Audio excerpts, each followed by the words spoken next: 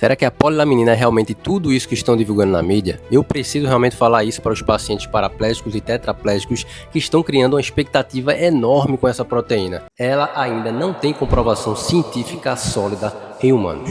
Primeiro vamos falar o que é essa proteína, a polilaminina. Ela é uma forma polimerizada da laminina, que é uma proteína natural da nossa matriz extracelular. Ela funciona como um andaime biológico, digamos assim. Ela vai então favorecer a adesão das células, estimula o crescimento dos axônios e modula o microambiente inflamatório. Em modelos experimentais, o que foi realizado nos estudos primários, houve brotamento neural e plasticidade, mas isso não significa regeneração estrutural da medula em humanos. Agora vamos entender o contexto da lesão medular. Existem duas fases. Primeiro é aquela lesão primária, o trauma inicial, acidente de carro, o acidente de moto, e depois vem a lesão secundária com edema, inflamação e isquemia nas primeiras horas e dias após o acidente. Dessa forma, precisamos enfatizar que o padrão ouro do tratamento é a cirurgia precoce para a descompressão, justamente para que essa lesão secundária, esse inchaço, esse edema, não aconteça de forma a causar uma lesão definitiva nesses pacientes. E uma coisa importante, todos os pacientes que receberam a polilaminina foram operados rapidamente. Inclusive no estudo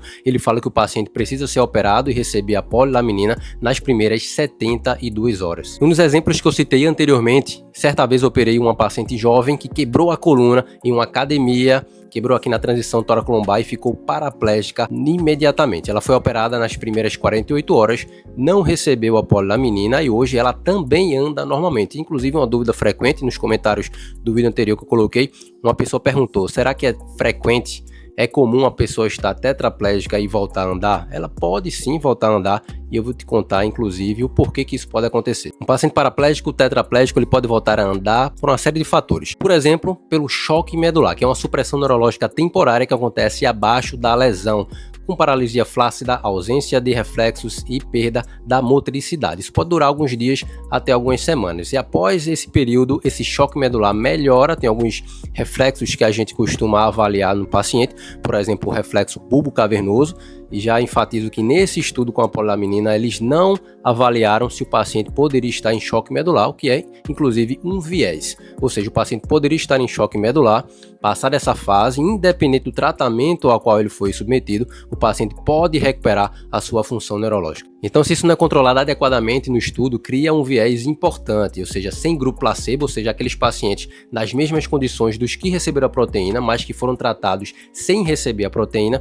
a gente não vai conseguir separar o que se deve à recuperação espontânea, à regressão do choque medular, como eu expliquei, qual é o efeito da cirurgia, se foi a fisioterapia intensiva que melhorou e se de fato foi a proteína que fez o paciente voltar a andar. Por isso que é muito importante que todo medicamento passe pelas fases do estudo. Todo tratamento precisa passar por essas fases. Fase 1 é a fase de segurança, que é o que a polilaminina foi submetida. Aqui no Brasil foi liberada em janeiro, estamos ainda na fase 1. Na fase 2 vai comprovar os sinais iniciais de eficácia do medicamento e na fase 3 é um estudo grande e randomizado com grupos controles, como eu expliquei, e aí sim a gente vai comprovar se o medicamento tem eficácia ou não. Então, sem todas essas fases, ainda estamos no campo experimental. Eu também quero que funcione, não estou torcendo contra.